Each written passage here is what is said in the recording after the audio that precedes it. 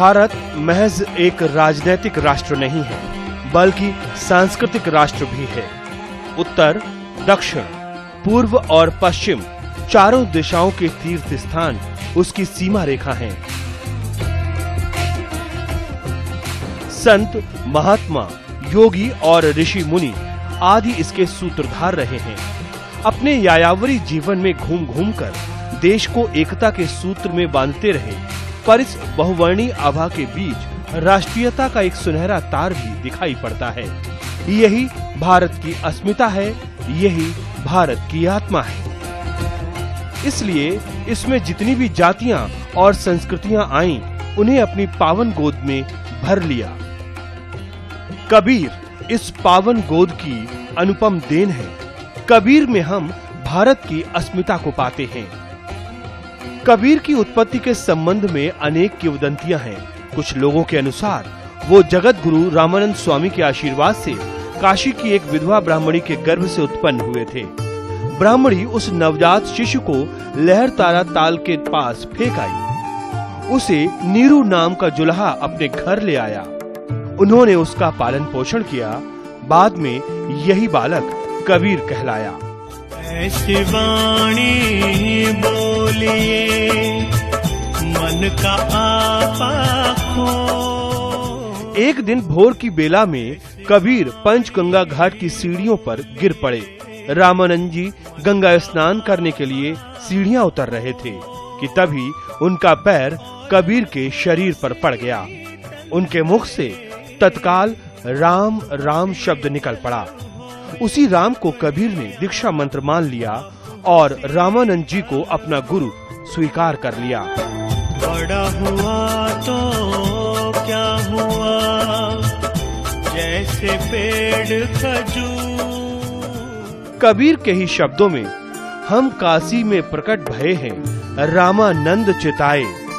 कबीर परमात्मा को मित्र, माता पिता और पति के रूप में देखते हैं। यही तो मनुष्य के सर्वाधिक निकट भी रहते हैं। वो कभी कहते हैं, हरि मोर पियू मैं राम की बहुरिया, तो कभी कहते हैं, हरि जननी मैं बालक तोरा।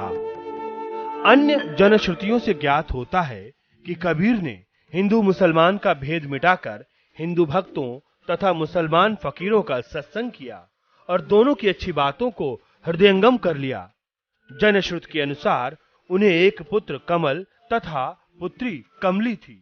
इतने लोगों की परवरिश करने के लिए उन्हें अपने करघे पर काफी काम करना पड़ता था। साधु संतों का तो घर में जमावड़ा रहता ही था। कबीर पढ़े लिखे नहीं थे। मसी कागज छुओ नहीं, कलम गही नहीं हाथ। उन्होंने स्वयं ग्रंथ नहीं लिखे, बल्कि जो कुछ उन्होंने कहा उनके शिष्यों ने उसे लिख लिया। कबीर जी के समस्त विचारों में राम नाम की महिमा प्रतिध्वनित होती है। वे एक ही ईश्वर को मानते थे और कर्मकांड के घोर विरोधी थे। अवतार, मूर्ति, रोजा, ईद, मस्जिद, मंदिर आदि को वो नहीं मानते थे। मूर्ति पूजा को लक्ष्य करते हुए उन्होंने एक साखी हाजिर कर दी। पाहन पूजे हरि मिले, तो मैं पूजूं पहाड़, थाते तो चाकी भली, जासे पीसी खाए संसार। कबीर की वाणी का संग्रह बीजक के नाम से प्रसिद्ध है। इसके 3 भाग हैं, रमैनी, सबद और साखी।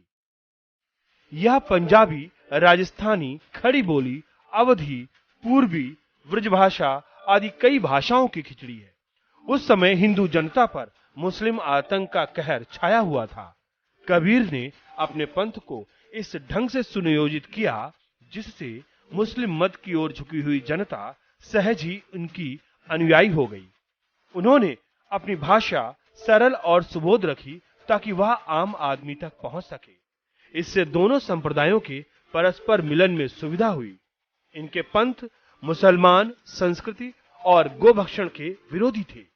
कबीर को शांति में जीवन प्रिय था और वो अहिंसा, सत्य, सदाचार आदि गुणों के प्रशंसक थे। अपनी सरलता, साधु स्वभाव तथा संत प्रवृत्ति के कारण आज भी उनका समादर हो रहा है। 119 साल की अवस्था में उन्होंने मगहर में देह त्याग किया।